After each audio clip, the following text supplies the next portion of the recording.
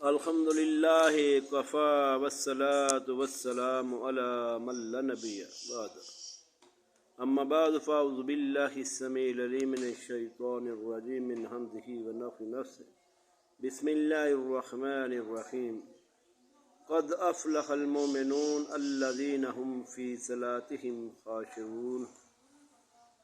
سورہ المؤمنون آیت نمبر 1 اور 2۔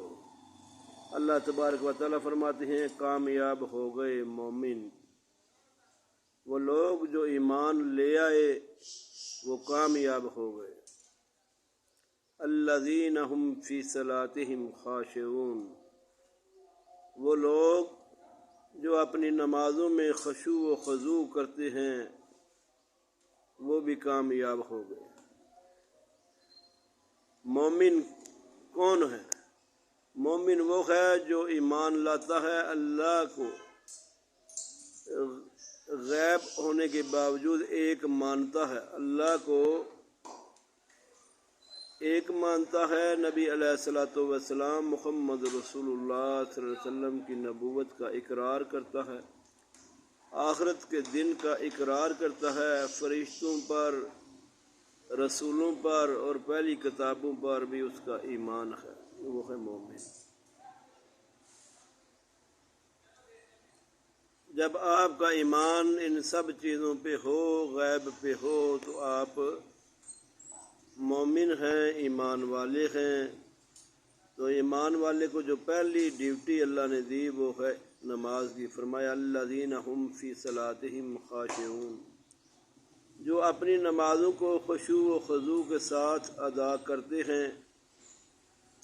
کیسا ادا کرتے ہیں؟ اطمینان کے ساتھ، سکون کے ساتھ،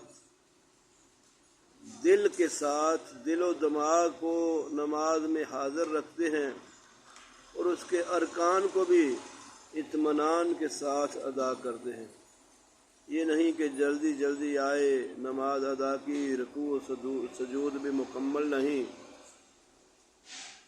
نبی علیہ الصلوۃ والسلام نماز پڑھتے تھے، آپ کی قرات کا یہ عالم تھا۔ صحابہ کہتے ہیں ایک آیت پڑھتے، ہم کہتے ہیں نبی علیہ الصلوۃ والسلام آگے پڑھنا بول۔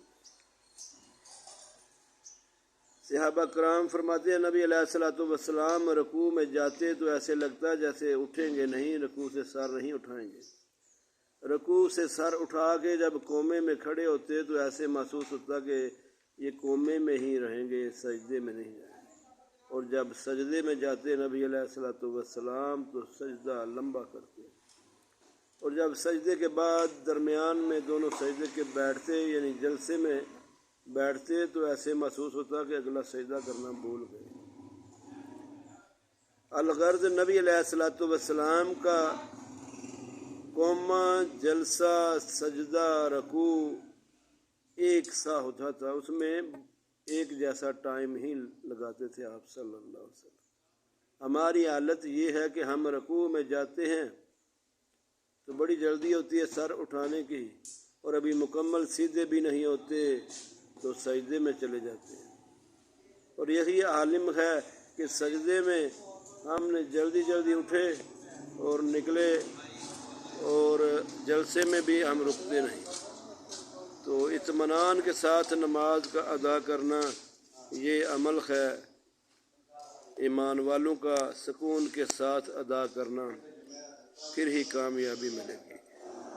اللہ تعالیٰ مجھے اور آپ کو نبی علیہ الصلوۃ والسلام کی سنت کے مطابق زندگی گزارنے کی توفیق عطا فرمائے۔